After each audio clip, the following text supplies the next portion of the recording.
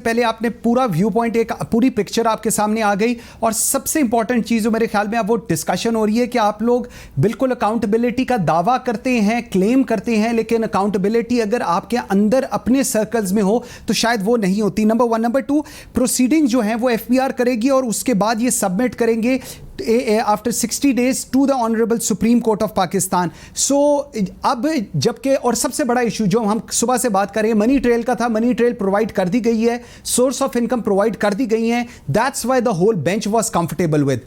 Your view on that?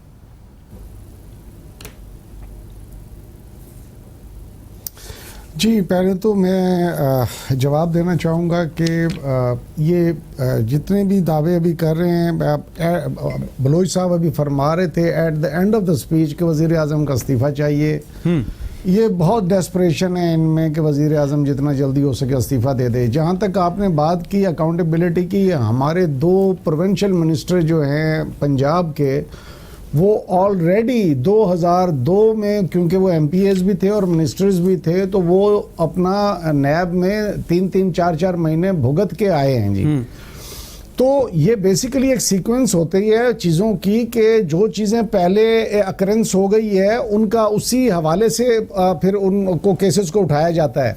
अभी चीनी का और आटे का बहरान वाला चक्कर जो है वो ऑलरेडी आपके सामने है, अकाउंटेबिलिटी उसके लिए हो रही है।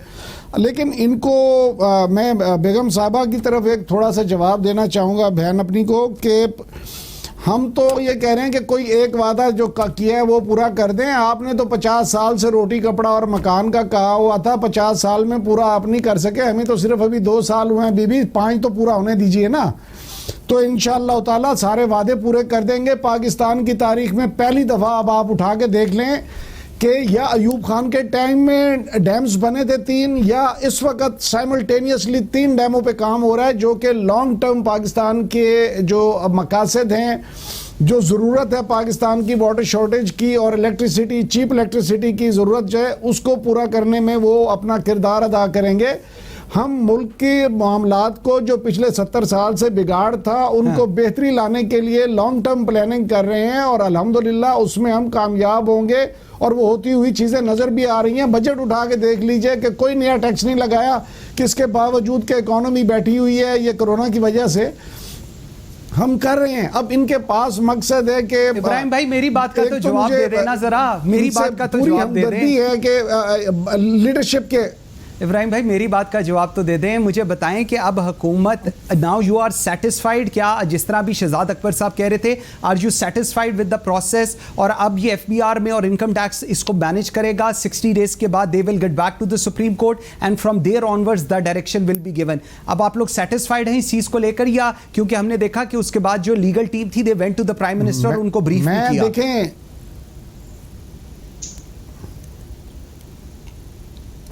देखिए, मैं समझता हूं कि बहुत वाइज डिसीजन है कि एक एक चीज़ को कुरेदा जाए और उसमें देखा जाए। फायज ईसा साहब ने एक तरफ से अपने तमाम मनी ट्रेल्स दे दिए हैं, दूसरी तरफ से एफबीआर के साथ उसको टैली कर लिया जाए कि वाकई वो दोनों मिलते हैं तो बिल्कुल ठीक है। ठीक है, अगर नहीं है तो ये तो जजेस ने अपनी अटमोस्ट सेटिस्फेक्शन के लिए किया है, वो अपनी जगह पे ठीक है। और देयर इज द मकसद सुप्रीम कोर्ट ऑफ पाकिस्तान, हमें हर लिहाज से उनकी रिस्पेक्ट है।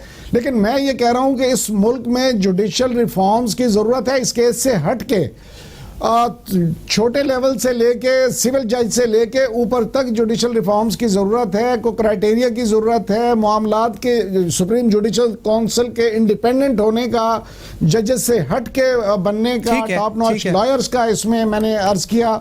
इसमें बहुत सी चीज़ें हैं जिसमें बेहतरी ला के इंसाफ को मज़ीद इंश्योर किया जा सकता है। आपका पॉइंट बिल्कुल आ गया। अच्छा अली